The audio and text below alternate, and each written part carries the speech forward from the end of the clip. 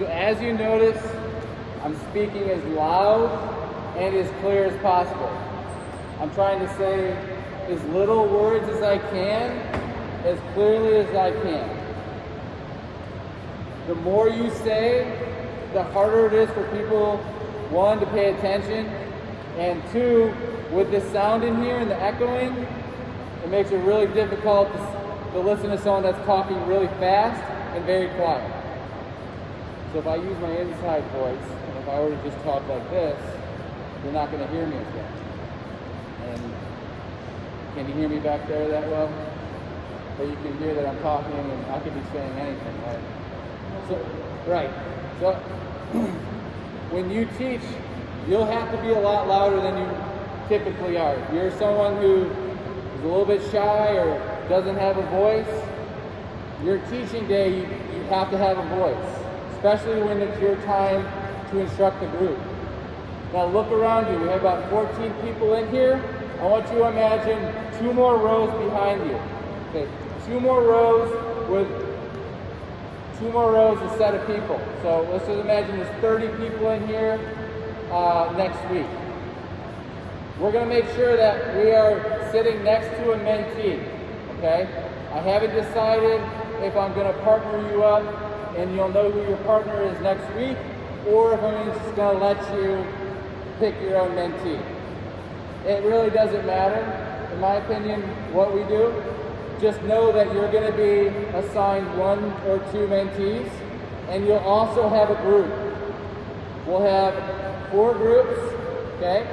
And that way, if I need 2 groups on one side of the gym, it's really easy to identify those groups. So you'll have a group number assigned to you by next week, and your mentees will have a group number as well. So if you, the mentor, are not here, and you're used to working, let's say, with Abby, you're not here today, someone in your group will get to work with Abby so that everyone knows each other in the group, everyone can work with everybody in the group. That way you don't feel like everyone's depending on you to work with Abby.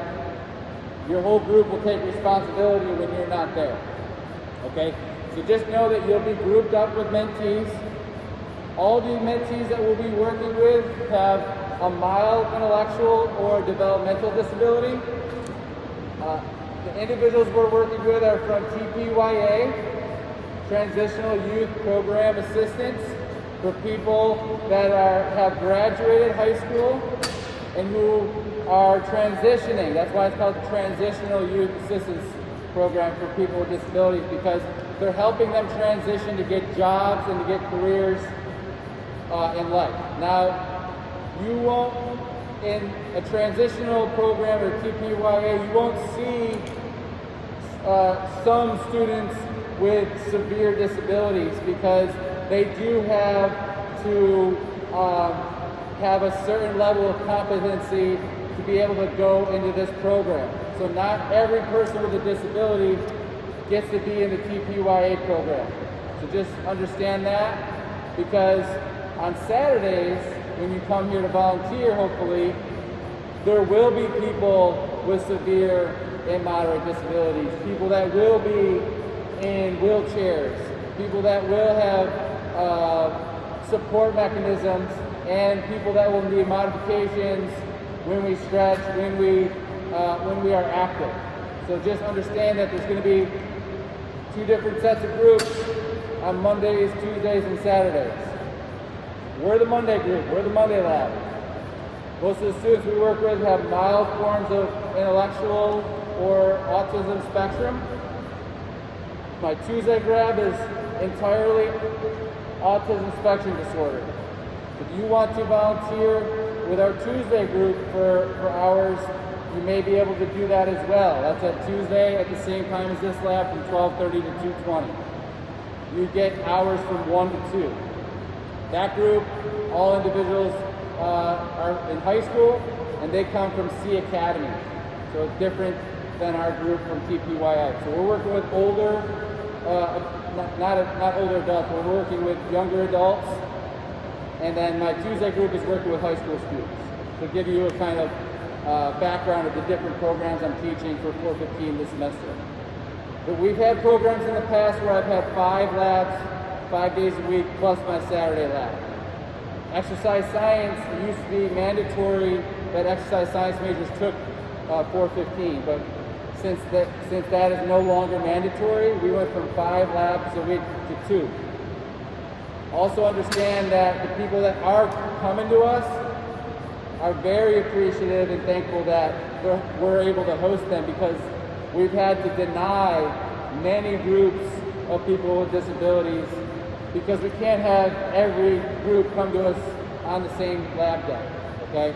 So just understand that these groups that are coming are selected based on one, TPYA and C Academy. They don't have their own physical education program at their schools, whereas some of the high schools like Hoggard and Laney, they have educators there that are supposed to create adaptive physical education programs. Do they create good ones? Do they create them at all? Sometimes they don't create them, and sometimes they're not that good. So we try to set the bar here to what you could do as a fitness educator, adaptive physical educator at a gym, to show you, oh, maybe this is not as hard as I thought. Maybe I could do this in a community where there isn't this type of program, because there's going to be lots of grant funding in that area, because you're working with people with disabilities, which usually involves individuals who get government assistance, which increases your likelihood of getting more grants to help work with these populations. So we're working with TPYA. They're going to be in the 21, 22, 23-year-old range. You can ask them how old they are. I've known most of these individuals because they've been in other programs that we used to teach. So when we had 5 labs, we used to work with Hoggard High School, Laney High School, New Hanover High School, and the Autism Society. And in all those groups, some of those students are in these TPY classes. So I'll know some of these students for the past 10 years that I've been here. So a lot of these students I've seen grow up into this program. As far as what we're going to do, go ahead and grab your sheet. So we have the Hanover Gym schedule. This is the schedule every class. I can have a whiteboard up here, which I'll do next week, and you'll see I'll have a timer up here, and I'll also have a radio up here that's not here right now. Sam will probably help me get those things out. If you want to help me get those things out, that would be great. Every class, we're going to start the same way, and we're going to end the same way. You're in the position that we're going to start in every class. 1, it organizes us. 2, everyone is in their own self-space, okay? And you can leave these positions at the end of class. So the first thing we're going to do is we're going to warm up, okay? So we're going to go over some stretching, motor control, dynamic warm-up, and power exercises today. So number 1 is your warm-up, okay? We do a little stretch, dynamic stretch, and a little bit of power to get you ready for either the game or fun activity that you're going to perform.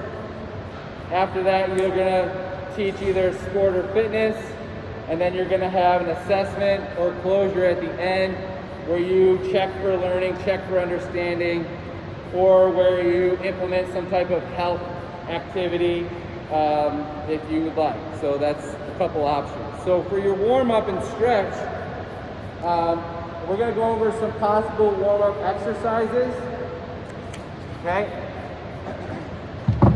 So the first exercise I might have the students perform is just, you can write this down if you want, it's just a cross-leg reach where you're crossing your legs and you're reaching forward.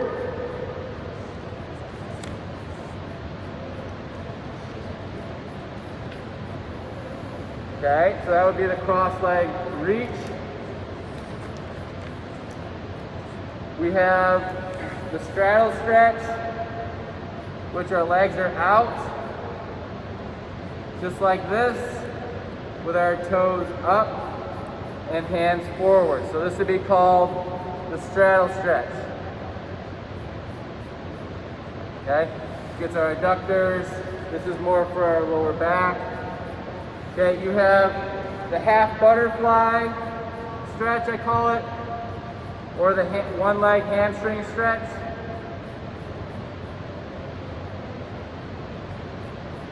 And for each stretch, I'm thinking 3 to 5 inhales and exhales.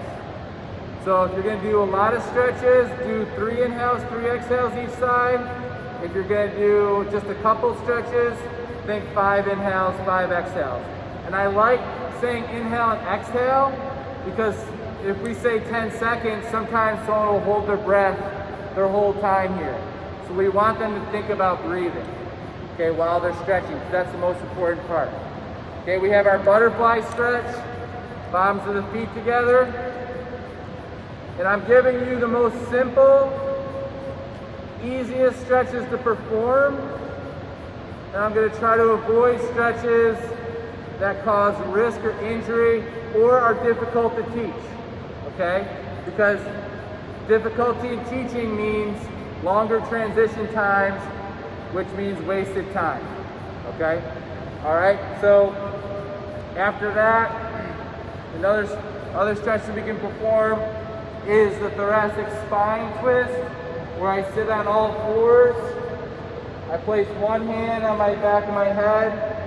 I rotate up toward the sky, and I hold here for 3 inhales, 3 exhales. Again, if this is too much on their knees, they can go like this. Okay, but obviously it's going to be better the closer we get them to the ground for the actual stretch. So that would be your thoracic spine stretch. We have your spinal stretch, or your cat-cow, cat-camel, whatever you want to call it. And it goes from a flexed spine to an extended spine. A flexed spine to an extended spine. You can be fancy and say, all right, I want to try to go 1 vertebrae at a time, low back to high back, but I probably wouldn't add that level of difficulty in, okay? So some of you might be like, well, that's not hard enough, that's too easy. You got to keep things a little bit more simple, okay? Spider-Man stretch, now this one might be a little bit harder for them. They might not be able to get into this position. There are options that they can do if they can't do this one. But what I would want to see is them put their foot on the outside of their hand. Now this might be tough for them. So what would I have them do if they can't do that? I might just have them go in the kneeling position. And I might even cut, if I see that less than 50%, say, if I see that more than 20% of people can't do it, I might just scratch the stretch. So when you're teaching and you see that half of them can't do what you're asking them, then you need to switch it up. So Spider-Man, my hands would be on the inside. I'd stretch and rock to the outside. Or if that didn't work, I'd just go in the half kneeling position and just rock forward. Okay? As far as external rotators, you can go on your back, call this the figure 4 supine, meaning on your back, figure 4, or piriformis stretch. So option 1, the foot is down. Option 2, you hold on to the hamstring, or a hip rotation stretch. Okay? Now that's going to be easier to get in than something like more advanced, which would be the 90-90, or the pigeon, which is very hard on the front knee, and you need a lot of flexibility to get into it. Okay? So I would avoid those two. For the calves, I'd have them perform either downward dog, which is hands and knees, hips up, hold, and then come back down. I don't want them to hold too long in that position because their head is under their heart, which means that you might have a lot of blood flow to the head, which may cause dizziness. So whenever you put your head below your heart, or whenever you go into a forward fold to get your head underneath your heart and stand up, sometimes you can get a little dizzy. Does anybody get dizzy when they get up real fast? I do. Take that in consideration, because if you're doing something that's like this and then you want them to balance right after, hold on. Let's just, get them back to being able to move first. So downward dog would be one stretch for the calves.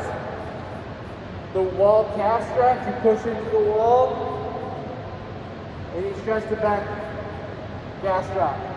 Okay? Knee straight. You can have half of the class go on that side, half of the class go on that side. Time to push into the wall. Feel a stretch in the back calf. Now to get the soleus above, I would bend the knee, but I'm probably not going to have them perform both. I'm probably just going to go for the straight leg. I probably don't want to say, all right, from here I want you to bend the knee. It's just, if you've done this stretch, it's not that easy to feel this stretch, so I wouldn't recommend that. So I would say wall calf stretch would be good. Wall lat stretch, one arm at a time. One arm at a time. Wall horizontal abduction, one at a time. One at a time. You have your chest pec or your doorway stretch, where you kind of go at a 90-degree angle with the elbow. So those would be some ways to get the chest and lats. Okay. You have a typical one that you've seen. This is not my favorite exercise or stretch, but it's very simple and it does target the post delts. And you do get a little bit of contraction in the pec, okay? So I would just call we used to call that the arm sweep or the posterior deltoid stretch. Okay? I avoid this stretch. I don't teach the overhead tricep stretch. One, because what type of range of motion do you need to be able to do this? Most people lack it. It's shoulder mobility. Most people, when they bring their arms overhead, fake shoulder mobility with their back. So when you have someone go like this, you have them go like this, which creates an open scissors posture, which compresses the spine. So if you're always lifting like this and pressing like this, putting all that load in your lower back, that's why when I have someone press or pull or push, I get them in a posterior pelvic tilt, create good intra-abdominal pressure. Don't let my ribs flare, because my ribs flare, I get into that bad posture. I want those ribs down. So that would be some things I'd be looking at when looking at posture with these individuals. Okay, those are some simple stretches. There's mobility rotations you can perform as warm-ups. So you can do wrist circles. This is something I would say I wouldn't go for breathing. I would just say, let's do 3 circles one way, 3 circles the other way, wrist circles. We have shoulder rotations, nice and slow and controlled. Notice that it's not this. Okay, I'm not looking for this. I'm looking for, okay, can you control a full circle shoulder? Okay, head rotations. I might do my head rotations in my hands and knees. Okay, I could go left to right. Neck rotation. Just look over your shoulder. And then I'm going to look up and down. And I might say, let's do 3 rotations to the left and right.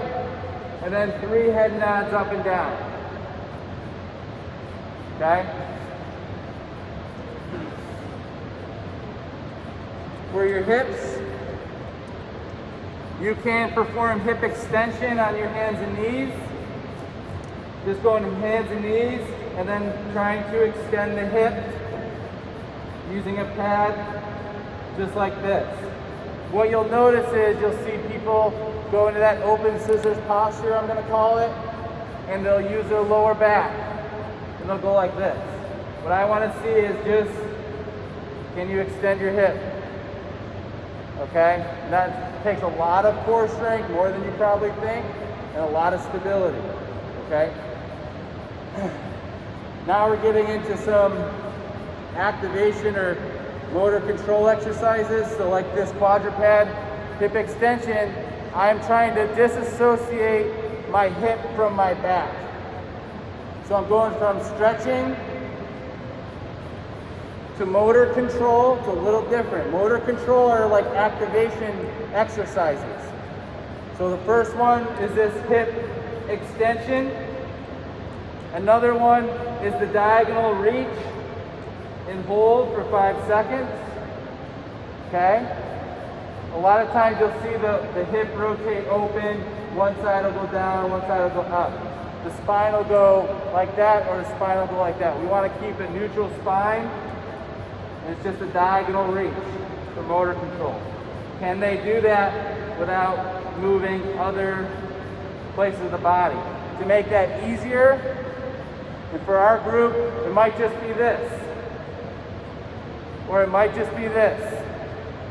Okay, so you have to think of ways, how can I make that exercise easier? Let's just say this hurts their wrists, and you're trying to do this. I might have them go like this. Okay? So you have to always be thinking, how can I get the same result without the wrist? Okay? Leg lowers. So you want to know if the mentee can go 90 degrees with their hip here and their knee. If it looks like that or like that, you know they have really tight hamstrings, or they got a lot going on in their hip flexors. So what we do is what's called a leg lower. Bring one leg up. When we go down, we exhale through our mouth. Inhale up. I want my back flat. I don't want to be using that open scissor posture with an arched back like this. Then I'm putting all that strain on my back. So again, flat back. I could just do knee bent to be a regression. So dead bug. I could do the hands out dead bug. That would be another motor control. Or I could progress to my leg lowers, one at a time. If I make it real hard, I'll do it without any support. And I do about 5 on each side. Okay? A quick shoulder test, shoulder mobility, or the athlete's test, is that you can do this one. Bring one arm up, one arm back. Go ahead and try this. You can kneel, or you probably want to kneel or stand up for this one. If you're cross-legged, it might be harder. And then you're going to reach for your opposite hand. And depending how much space is there, is how much someone has or doesn't have that shoulder mobility. Now go ahead and try the other side. See, mine's pretty bad. So I gotta work on my shoulder mobility here. See that? Raise your hand if you can touch your hands. So that's good. So you probably would pass some shoulder flexion routines, but this is just a quick way to figure out if they have shoulder mobility, okay? Like we said, for motor control, we can come back to that shoulder rotation and just do some really controlled rotations if we want, okay? And for our scapula and shoulder mobility and motor control, we think scap slides on our back, so we call them supine scap slide. And what we do is we lay down on our back with our knees bent, make a fist, Take an inhale, posterior pelvic tilt, so that you're not extending your spine, your belly up. You want to posterior pelvic tilt so you're closed scissors.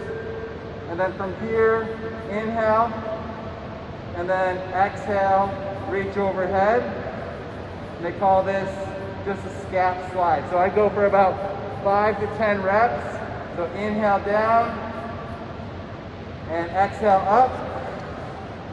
Inhale down, exhale up. And you might see our mentees with their hands off their ground.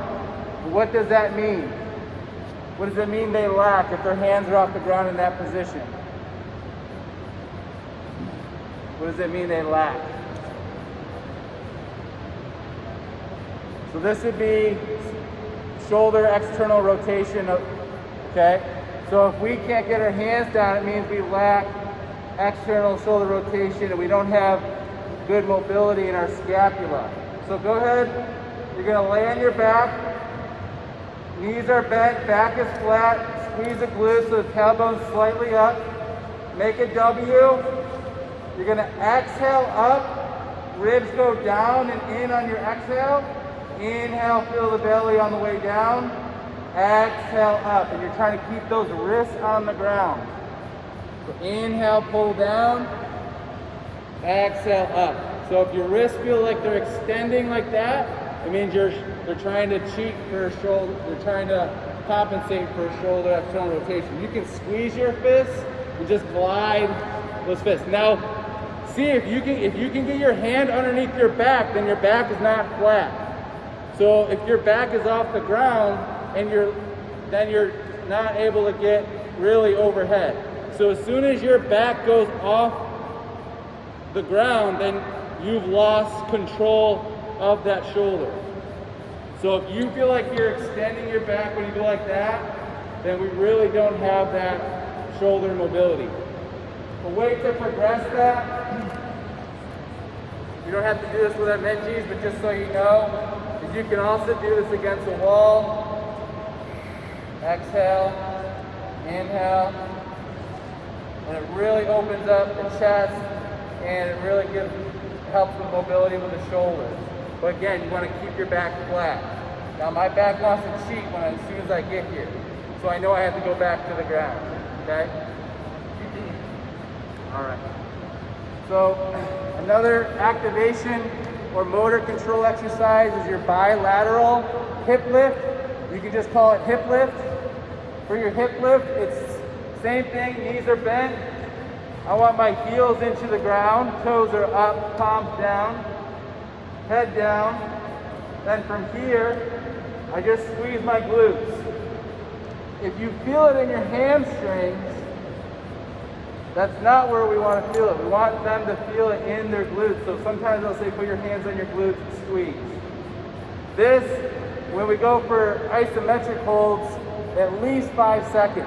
So I wouldn't want to see this. Okay? I want up, hold, control. If you feel like their knees are spreading out, I might put this in between their knees, give them a little bit of adductor stabilization. Now I'm going to turn on my core. If I feel like their knees are like this, I might say, all right, now go ahead and squeeze that pad for me. If that's your mentee struggling. I might even, this might be too big, but I could get a volleyball there and do the same thing. So that's your bilateral hip lift. A progression would be a single, but we probably won't work on that. Probably won't work up to that. But if you want to challenge them, that would be something to challenge them by. They can control that. Okay. We have the bear hold. Now we're going to get into some dynamic warm-up exercises. Dynamic warm-up exercises are multi-joint mobility exercises where you have your stretching and motor control. We're focusing on one joint for stretching. Motor control, we're thinking about separating joints or trying to control it, like for example shoulder mobility without spine compensation, or hip extension without spine compensation. So motor control is really trying to differentiate the joints while moving. Dynamic warm-up is multi-joint stretching or dynamic stretching, which is basically, you start off, one exercise would be knee pull, or knee to chest, not chest to knee, knee to chest. So knee to chest, pull. Knee to chest, pull. Now, advanced would be my bottom foot able to plantar flex as I pull.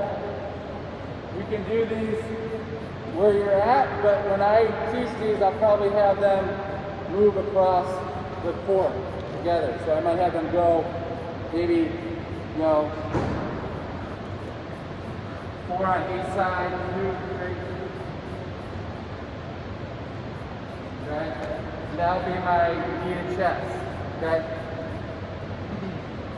Then I might have my heel to butt. Now this one, I'm going to adapt. So instead of having them go like this and then go like that, which would be probably pretty hard, I might just have them do a butt kicker. So I just say slow butt kicker, just like that. And then I would say fast butt kicker. Okay, so getting those knees involved. How do I stretch the knee? That's something that we miss for stretching. I would just have them, one, bend their knee like this, or like this. The reason why I don't like this so much is because they need good shoulder mobility, and sometimes they'll cheat by extending their back. So one, I'll either have them put their foot on the wall like this, or I might just have them go in the kneeling position just like this. This might be a little safer. Just kneeling for the knee stretch. You could have them go like this, but again, look at what I have to do to get here. It's not that easy, okay? All right. So, other movement dynamic warm-up stretches, we got knee to chest, we got butt kickers, we got marching. So marching in place or marching across the court. You have straight leg walk or toe touch walk. Okay. Skip. Now not everybody's going to be able to skip. So if you can't skip, I would just say just march. So whenever I skip, I tell people to march first. I skip in place, and then skip. And then skipping cues, I'm taking a hammer behind me, okay? And I want to get that knee all the way up. High knee run, just trying to get those knees up. I'm not doing this, okay? You ever see these? I don't know what that does. But you want those knees up. High knee run. Can't do that, you can march. Okay? You have your side shuffle, which feet are forward. The outer foot might go out slightly, which is fine. But I want to try to keep those toes forward. So you have your lateral shuffle. I might use this court right here. See the white lines, the volleyball court? I might just have them shuffle down and then shuffle back. Stones are here too that we could use. Okay? Something like scissors. I find a line, one foot in front, one foot behind, and then switch. Scissors. I could do that along the line, or I could do that in place. Okay?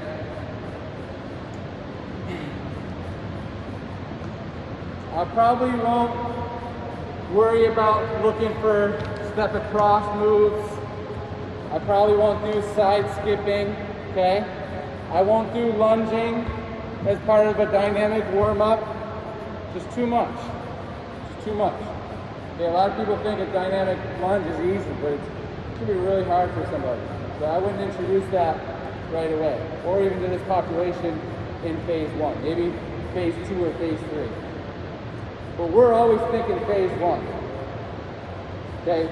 Because you need to have a fundamental base before you get to phase 2, all right?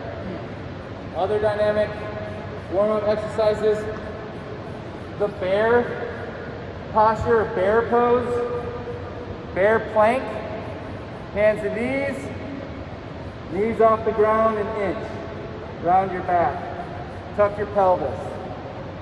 I would just tell them to squeeze their butt and hold.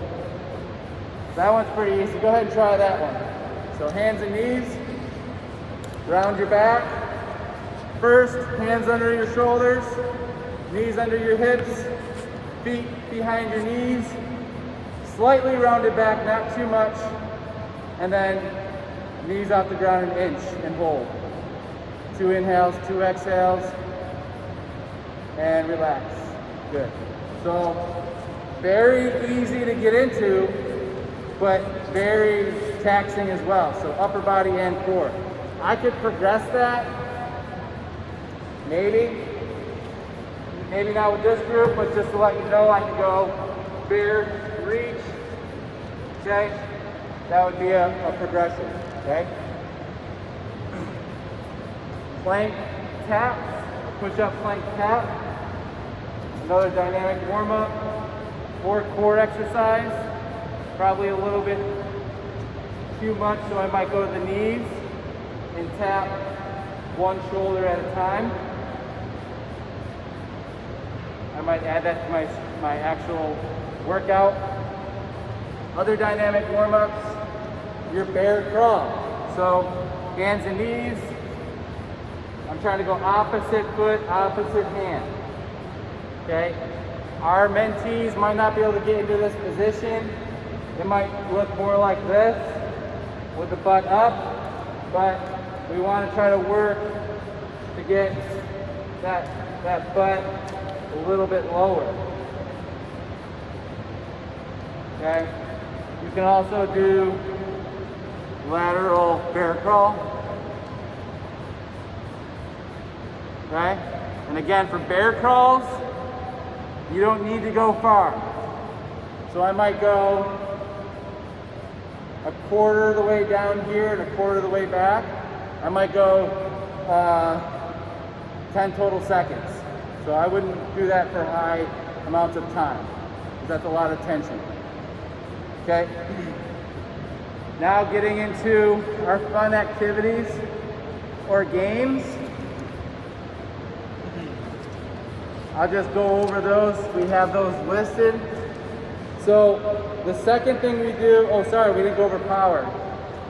I only have a couple power exercises, but power exercises can be plyometrics, including med ball, throws and slams, jumping, and throwing, jumping, and slamming. Think throwing, jumping, slamming. So for my med ball, okay, power exercise could be an overhead slam. I have my feet as wide or a little bit wider than my hips. I don't want to have a narrow stance. Bring the ball overhead, slam and catch. Right? That's my overhead slam.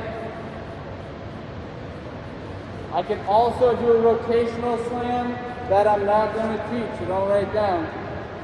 But again, a lot of coordinated movement, but it might not be the best option. So that's why I'll just keep it to the net ball slam. Okay? On this ball, I could probably put an X mark, chest pass.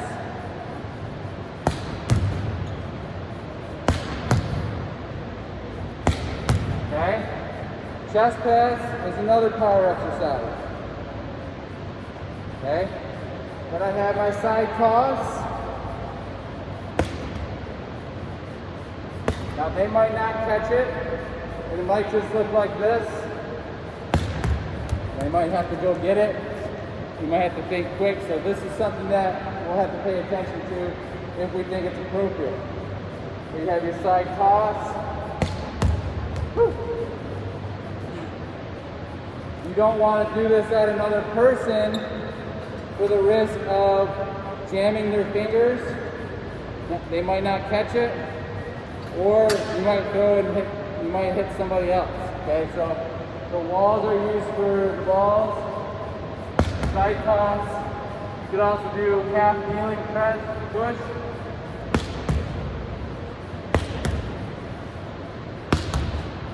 So a half kneeling chest pass or a standing chest pass, overhead slam. Right? That's how I use the med ball. Okay? Other power exercises are squat jumps. So get in a slight squat position, jump up, slight squat, jump up, so jump squat. How many reps do you think I might do? How many do you think I might do for power exercise, jump squat? 5. I only want 5. 6, 7, 8, 9, and 10 is not going to look good as 1, 2, 3, 4, and 5. When it comes to power training, it has to be perfect. Okay, if it doesn't look good, then we don't want them performing the movement because they're at such a high velocity that's when most injuries occur, more velocity. So if they're rotating and something doesn't look good, and then just go to the chest pass or go to the overhead slam. Okay, so we got our squat jump. We might just encourage them soft landing, reach up and jump. Okay, I might not say go all the way down and go as high as you can, because they might try to go as high as they can and get injured. So I might just say light feet are about shoulder width distance, sit down, reach and jump. That's a power exercise. Another one is your lateral bound. So now we're thinking laterally. So it might be step to right, step to left, arm across, and then it might turn into the lateral bound. And I might go for 3 on each side. Okay? Now if they look really wobbly, their ankle, it might not be a good exercise. So what I might do is just have them go, just pretend you're skiing. Just don't go up as high. So you can make this knees low or athlete level. Okay, so just know that we're looking at the easier, softer version. So lateral bounding can look like this. Okay, horizontal jumping. I might go for 3 to 5 reps. Okay, if say rep 2 doesn't look good, or rep 1 looks like they might hurt themselves, I might say let's just do some vertical jumps. Okay, so horizontal jumping, and then there's hopping. Now hopping is actually really one of the hardest plyometric exercises. And some teachers will be like, oh, let's do a tag game where you have to hop and tag somebody. That's very dangerous. We wouldn't teach that. So for hopping, I might just look at 1, 2, 3. Switch legs, linear 1-foot hop. And that's it. Okay? Probably don't need to go to the sides. It's gonna be really hard for MCLs, ACLs, but that is the way to build strength in the knees. Might not be the best way for this population, but for athletes, yes. I want to move laterally on 1 foot. I want to move medially on 1 foot. Okay? So there's your power. So after you've warmed up, which is basically the most important part of the workout, you're ready to either get into your fun activity or game. So it could be a kickboxing class where everyone's got space. Pretend that you're standing up and I'm like, all right, left foot forward, right foot back, hands in front of the face. We're gonna say your jab with your left is your 1, your cross is your 2, uppercut is 3, right hook is 4. 1, 2. Let's work on 1-2s for 30 seconds. And then you have everyone 1-2. 1-2, 30 seconds. Next 30 seconds, let's go 1, 2, 3. 30 seconds, 1, 2, 3. 30 seconds break. 30 seconds, 1, 2, 3. For about 5 to 10 minutes. So that could be one activity or game that you teach. Another thing is locomotor skills. So it might be like relays, where we get, some lines, we have some cones, we know where they're going, but we have them race against themselves, not other people, so that there is no, they beat me, I'm gonna beat you. It's you versus yourself. So how long does it take you to get from this cone to that cone? Let's time you. And then you work on beating your own time score as opposed to trying to be the best. That's another inclusive way to teach, so that you're not, making people feel bad about themselves if they're slower than somebody else. So timing themselves. Locomotor skills could be, we play a game like red light, green light, or we play freeze tag that involves locomotor skills. Okay, maybe it's, all right, for this round you have to skip. For this round, the tagger has to slide. Okay, so other ways you can involve locomotor skills are giving everyone, and running is a locomotor skill. So what I mean by that locomotor skills is that there's a game that involves either running, skipping, jumping, sliding, dodging, fleeing, or chasing. Not dodgeball, not kickball, but games like keep away. So if everyone had their own hula hoop, and everyone had 3 tennis balls in their own hula hoop, the goal is to get rid of your tennis balls. So you have to take one at a time and try to run over someone else's, put it in there, and then try to get your other one out, but other people are filling your hula hoop up. So that's a locomotor game that you could play. Like I said, relays would be another locomotor activity. Agility ladders, if we want to get those out. Or if we had cones and we set up an obstacle course, that would also fall under the category of games. So if you want to create an obstacle course with all of our equipment, where they crawl, and then they have to do a zigzag, then they have to go around a circle, then they have to go through the hula hoops. So the second thing we do should be probably the most fun, okay? Dance or narrative game. What dance? I got examples: YMCA, cha-cha slide, Cupid shuffle, freeze dance, line dance, and expressive dance. So YMCA, cha-cha, Cupid, those are those dances that we all know that it's very easy for someone with a disability to join because they've heard it before. When you teach someone a new dance, you have to break the dance down into parts, right? So if you teach dance with your group during part 2, make sure that you break down the dance before we do it. Or choose something that we're familiar with. If you want to do line dance, that's fine.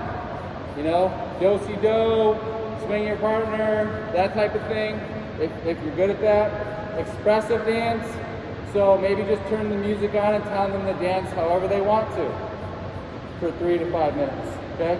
Freeze dance, let's pretend I'm the dance instructor and y'all are my students. The first move, let's just say, what's this called? Sweeping, I don't know. Let's just say I'm moving side to side and I'm making this kind of wave-like motion with my arms. Everyone else is doing that at the same time. I say freeze. Everyone stays like this. I go, all right, I'm gonna pick the next best frozen dancer and say, all right, you. And then you would come up. What's your name again? Helen. Helen Grace would come up, and then she would pick her own favorite dance. And maybe it's just going like this. Or maybe it's something that we did in our dynamic warm-up. Sometimes I'll see my students do my dynamic warm-ups during freeze dance, and that's fine. Any movement. And then we all copy her. That allows the students with disabilities to teach the class, right? They're going to want to be the lead dancer for freeze dance. They play this game every year for the past like 8 years. So that's a game that you'll see me teach. Okay? Like I said, relays, cone drills, agility ladders. You can write in there anything that I don't have written in there, like obstacle courses. Okay? Narrative games. What does that mean? Okay? A day at the beach. So we go to the beach. Let's all pretend we're going to the beach and we have to put our sunscreen on. So putting our sunscreen on. All right, now let's go ahead and just pretend that we're going swimming. All right, we're going to swim all the way down to the other end of the court. Everyone go with me. All right, we're going to swim all the way back. All right, we're back at the beach. All right, let's go ahead and dig a sandcastle. So you're kind of narrating a game that's fun for them to play, okay? I have on there a hiking day, a day hiking, and pirate ship. So pirate ship is a game, if you play pirate ship, where the instructor will say, the captain's coming. Then everyone has to say, stand up and say, aye, aye, captain. All right, the ship is sailing east. And then we're all going to swim or sail east. The ship is sailing west. We're going to sail west. All right, we're going to go ahead and throw out the anchor. And we're going to throw out the anchor. So you're doing all these movements as a narrative game. It's very elementary, but in adaptive PE, it's very fun for these individuals. So we might say, something I might teach the elementary age kids, but even adults with mild intellectual disabilities are going to find these games fun, because once you think outside the box and plan something and teach it, it'll be a lot more fun than you might think. So we have in there parachute as well. We might do some parachute exercises or activities. Then I have 3A and 3B. So when you eventually get in your groups and lesson plan, you're going to be either teaching a sport or fitness. If you're teaching sport, you're going to teach it in that order. Individual skills first, partner skills next, and then group or game skills next. For example, if we're teaching soccer, after steps 1 and 2, everyone will get a ball and we'll all perform dribbling skills, touching the ball or toe taps, moving around in space. Maybe it's a little self-juggling, maybe it's a balloon juggle, maybe it's hitting it to yourself against the wall. But whatever it is, you're going to be doing skills by yourself so that you have enough time with your ball. Too many phys ed teachers will go out in the classroom with like one soccer ball with like 20 kids, and the kid never gets to touch the ball. Because we know if you play a game, you barely get to touch the ball. So we don't teach like that. We teach skill themes. So we want to, can they do some toe taps? Can they do some tick-tocks? Can they juggle? Can they dribble down and dribble back? All right, let's play red light, green light. Everybody on the line. When I say green light, you're going to dribble. When I say red light, you're going to trap. When I say yellow light, you're going to do toe touches. Okay? Ready? Green light, dribble down. Red light, stop. You can do that with basketball. You can do that with hockey. Okay? So red light, green light games is probably one of the easiest ways to teach moving sport skills, like dribbling, basketball. Same thing, basketball, soccer. Okay? You could even add in lacrosse, but not volleyball, right? Volleyball wouldn't really work that well. You don't dribble a ball down court when you're playing volleyball. Volleyball, I would give everyone a balloon. Let's just start, just keep the balloon up. Okay? Then I might go into the actual volleyball and then partner skills. So partner skills. That's when you and your mentee are going to probably work together. If it's soccer, we're going to talk about trapping and passing. If it's basketball, it's going to be bounce passing first before chest passing. I don't want you to chest pass before bounce pass. Why? Because we want them to get used to bouncing it and catching it before someone just throws you the ball. So I might go bounce pass, might go chest pass, okay? You might talk about dribbling low, dribbling high, dribbling across when you're by yourself with a partner. It might be, all right, one cone here, one cone here. We're going to dribble and pass to each other all the way down to those 2 cones and then come back. And that might be a passing drill that we do, okay? Group or gaming skills. So that's when you get a group of people and you either play a game or you do some type of skill as a group. So one thing you can do in soccer is get a group in a circle, put 1 or 2 people in the middle that are playing keep away, okay? So keep away would be a soccer game, okay? Obviously soccer is a soccer game, but we also want to think safety first. When you get a game going on in this scenario in soccer, you get everyone running at each other, everyone fighting for the ball. And if you only play for the last 5 minutes of class, it's almost not worth it. So I don't typically teach full out games unless it's, say, the 2nd or 3rd week of the unit and we're at that level where I think we're all ready to go. Something like group volleyball, now that's a little bit safer than a soccer game in the gym. Something like football, I probably wouldn't do flag football or touch football in the gym. It's just throwing the ball in the air. I've seen so many collisions happen, it's just probably not safe. But will I teach individual football skills and partner skills? And maybe the game for football is that same thing we did with the hula hoops. Everyone has a football in their hula hoop, and you're trying to get rid of it. Okay? Maybe there's a game obstacle course as a game where you have to run, get the ball, you run back, throw it to somebody. That person has to hand it to somebody. That person has to throw it to somebody, and that's the game. Okay? So whatever the third thing is in that sport, you're getting more than just 2 people working together, whatever that is. Okay? So for soccer, it could be keep away. For basketball, we could probably set up some mini basketball games. For softball or baseball, we could have fielders and catchers. So on one side of this gym against the bleachers would be all the batting tees facing this way. And then what would happen is this group would bat and then this group would field. So we call it batters and fielders. So that'd be a game that you can play for softball or baseball. Volleyball,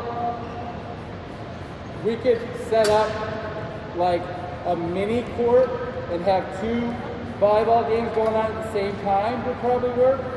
I think soccer would probably work 2 games at the same time as well. Basketball, we'd have to get these nets down, but we could probably make 2 games going on at once. So group 1 and 2 on this court, group 3 and 4 on that court. Okay? So you realize that it's important to have those group names, that way we can just split each other up easily. So if we do get into the actual game, it'll be the last thing that we do for the activity, and we'll try to have 2 fields for the sport. So if it's soccer, 2 fields going this way, same thing with basketball. Volleyball, 2 courts. For baseball, there's just too much wait time when it's just one person batting. That's why I like the builders and the catchers and batters game. Lacrosse, that's a little tough, so I probably wouldn't have a lacrosse game in here. And ultimate frisbee is something I probably wouldn't have an ultimate frisbee game in here either. So the sports we're kind of restricted to are probably more in the lines of soccer, basketball, hockey might be a good one, okay? Builders or batters and catchers, and then some volleyball. But just remember, volleyball you're not going to get a lot of chances, 1, to touch the ball in the volleyball game, and 2, you're not going to see a lot of volleys in a volleyball game. Okay, so not a lot of actual trials with the ball. So that's why the first two steps are more important than that group game. Okay, so if you don't even get to the group game, or that's okay, as long as you get individual and partner skills. Okay, so it's really more about skill acquisition than it is skill outcome. I really don't care how many baskets one person in the whole class can score in one game. I'd rather everyone gets like 100 dribbles, everyone gets 20 passes, and everyone gets to dribble around the gym playing, like for the group game for basketball, it could be the red light, green light. So that'd be an easy game. You can have a game where all the hula hoops are scattered. And the game is you have to dribble around and dribble your ball into each hula hoop. Once you're done, you go back. Let's see how fast we can do it as a class. So that would be an idea for a group game for basketball. For soccer, I could spread cones all out around the gym. And I could say, all right, I want you to dribble out with your ball, and then with your other foot, I want you to knock over the cone. I want all the cones knocked over. Let's see how fast you can do that as a class. Okay, so that's another group game that involves competition, but not necessarily this team versus that team. Because one, team sports is its own category. It's called Special Olympics. There's a reason why Special Olympics exists. It's for team athletes to play together. Adaptive physical education is for all people. So you can't expect all people to want to, one, compete, and you can't expect all people to be successful competing. So that's why it's really important for skill acquisition as opposed to skill dominance or being successful at being the best player on the field. Okay? We look at it as a more holistic approach. 3B. So let's just say we did 3 weeks of soccer unit. Now we're on to fitness. We'd warm up and we'd have a fun activity or game just like we normally would. And then we go into our fitness routine. We'll probably have 3 stations. Each station will look like the bullet point. So you'll have, the first station will be a lower body exercise. Okay, a lower body exercise, meaning a knee dominant or a hip dominant exercise. What is a knee dominant exercise? Raise your hand. What is a knee dominant exercise? Raise your hand. A squat. Yeah. When there's more knee bend than not, basically, it's a knee dominant exercise. Okay, when the action is coming from the knees, it's knee dominant. When the action is going at the hips, it's hip dominant. So you have knee dominant and hip dominant exercises. So when you train, you want to make sure that your workouts have one hip and one knee dominant exercise. You also want to make sure that you have one bilateral and one unilateral hip and knee exercise. So an example of that would be, you have your goblet squat. Okay, your goblet squat, let's just say we start with body weight, but we want to add some load. We've got our goblet squat, that's our bilateral, okay? My progression to my goblet squat, which I might not get with this group, would be a split squat. Body weight to start, one knee down, one knee up in the half kneeling position, and then straight up like an elevator. Tap and go. So that would be more unilateral. Okay, not totally unilateral, I'm still on 2 feet, but this would be more bilateral. So I have my goblet squat and my split squat. If they can't perform this, or if this doesn't look right, I might just have them hold this position. If they're ready to progress, but they still can't go up and down, I might have them hold the split squat position. So a split squat isometric lunge is just as good as going up and down, okay? If they can't go up and down, lateralization is just get them an isometric lunge position and hold, and then switch. Those will be some knee dominant exercises. Hip dominant. be your goblet squat or your kettlebell deadlift. The bell is in between the arches, standing over the bell, feet are hip width.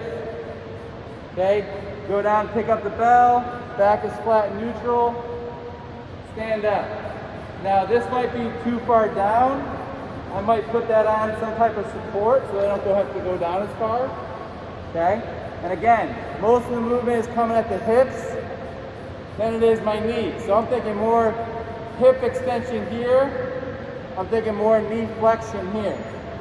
The difference between hip and knee dominant exercises. So every workout I want to make sure I hit both.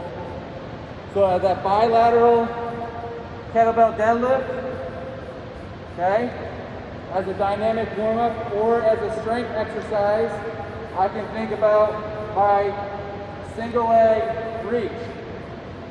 This can be more advanced, but this is an exercise I do want our students to work on because one, it has balance, it's unilateral, and it's hip dominant.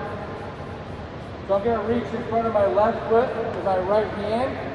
I want this foot to stay down. I don't want it to go out. And then I want to reach forward. This is the progression of the leg lower. So if you can't do the leg lower correctly, this one will be even harder. So it's just a single leg reach.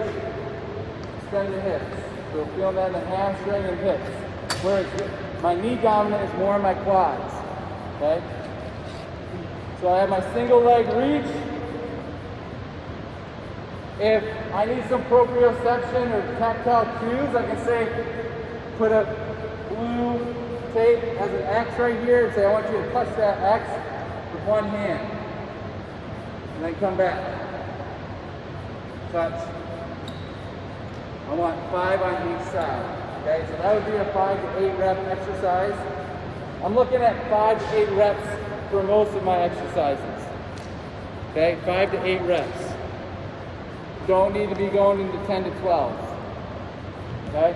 I'd rather have really good form at low rep than poor form at high rep. Okay? So, hip dominant exercise, let's just say the single leg reach doesn't work. We don't have enough kettlebells. What can we do for hip dominant exercise? Go back to that hip lift. Hip dominant. I could go one leg hip lift. Okay, so one leg or 2 leg hip lift would be another hip dominant exercise. Just like you have the goblet squat and the split squat, so you have options. Okay, for your upper body, okay, push-ups, probably the hardest exercise for upper body for these folks, because of their ability to keep their core flexed. So when we get a push-up position or plank, what we're doing is called anti-extension. Because as soon as I extend, I break form, right? So that's why I call it anti-extension. So a push-up hold would be probably my first exercise. Can they hold a push-up? They can't, how am I going to regress that? 1 knee down. Or 2 knees down. So how do I regress a push-up? 1, hands and knees hold. 2, 1 knee down. 3, both knees off the ground. Hold. Okay? Next, to increase difficulty, but to add dynamic to that, I might use the box for support. So box supported push-up. It's going to be a lot easier than a horizontal push-up because of gravity. Okay?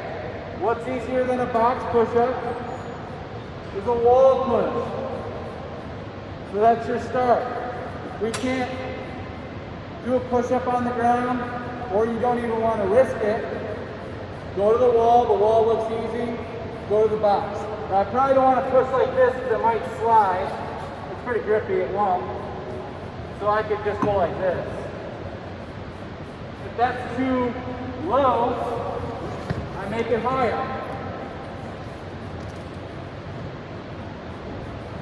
Okay?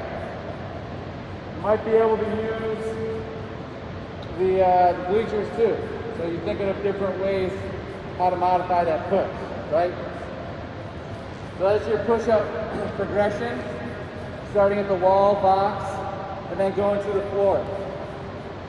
What do I want to see out of a real push-up is that it's a moving plank.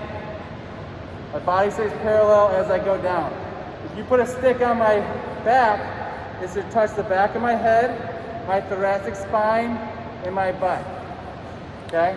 So this would be if the stick, I don't want my head like this, I want my head like this. Okay, I want in line, I want to tuck my chin. And then as I go down, I'm looking for this to touch as a marker right back up. I don't want my elbows out. I don't want my elbows all the way in. I want almost like an arrow. So I might have them go all the way down their stomach. And see if they can push up without this. As soon as you see this, tell them knees down. Tell them, let's just hold a push-up position. If that's too much, or you want to give them some type of isometric, you could say, let's hold downward dog. Okay? You do downward dog push-up, hands and knees, downward dog push-up. Okay? These are good for markers where the chest goes. You can also put these in between the legs. You want more core activation when you're holding that push-up plank. Okay? Just a couple more. So your upper body, you can horizontally push, you can horizontally pull, vertically press, vertically pull. Every workout, you should have a hip dominant, knee dominant, push, pull, both in horizontal and vertical planes. Then we know we're hitting everything. If, for example, you do all chest one day on Monday, and you don't go to the gym the rest of the week, then you're really missing a lot. For people with disabilities, our goal isn't to turn them into bodybuilders or powerlifters. We want them to understand a functional approach to working out, where mainstream media has kind of told us burpees are king, handstand push-ups are king, really bad pull-ups, CrossFit pull-ups. That's the kind of stuff that gets people injured for a lifetime, that pushes them away from being fit. So we just want to teach them the basics. Okay? What we like isn't necessarily what we should teach. So I'm not saying that this stuff is my favorite stuff, but I know that this is the basis for functional fitness. So for example, a one-arm row would be a horizontal pull. With the box, feet wide, arm length apart, flat back. Pull, control on the way down, pull, control, pull. Elbow goes next to the ribs here, okay? A lot of times you'll see people do this, right? Okay? Not as good, okay? Want that arm out. That's too low, box a little higher. Good thing about a box, you can have two people working on the box at the same time if you want it. Horizontal row in the half kneeling position. Anchor a band to a bell or a pole, row. So half kneeling, band, row. You could also do half kneeling, band, push. So we have resistant bands that you can horizontally row with or horizontally push with, okay? For overhead pressing, overhead pulling, I'm probably gonna avoid overhead pressing unless it's kneeling or standing or with a slight split stance. One, most people don't have the shoulder mobility. 2, since we've already gotten the horizontal press or the push-up, we have covered a little bit of the pushing mechanisms, but we may also do some one-arm pressing. So this, only one-arm press I would probably like to see is probably a kneeling, maybe a half kneeling.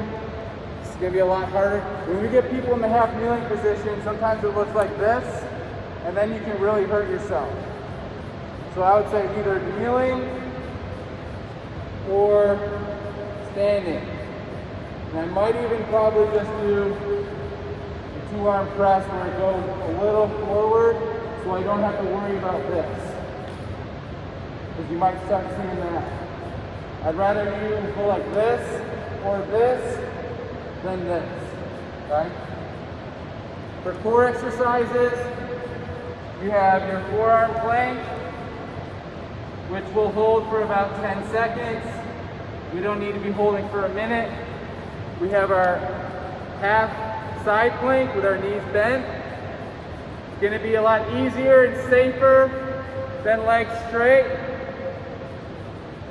Just like that, both sides.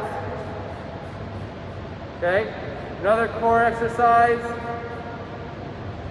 is your leg lowers. Those are also a core exercise. Your dead bug. Okay, straight leg sit up. Legs are straight. Nice and controlled on the way down. Nice and fast on the way up. We can do that with a knee bend to the elbow. Call that the 4th get up. So you go up to the elbow, knee bent. It's called the 4th get up. And this is called the straight leg sit up. Okay? As far as other core exercises I might try, talked about the forearm plank, side plank. We had the bear plank. Okay? And then a push-up tap.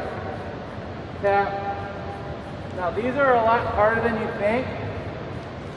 We try to make them easy by going like this. But if you try to control your hips and core from not doing that, 10 times harder. That's a core exercise and an extension. So that would be push-up tap. You might go for about 3 on each side because they are pretty demanding. Okay, forearm plank hold, side plank hold. The diagonal reach, also considered a core exercise. Cat and cow, you can consider that a regression of a core exercise because you're working your spine. And for fitness it says lower upper core.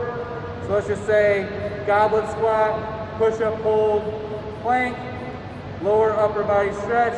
Let's just say hip lift on back, one arm pull, and butterfly stretch.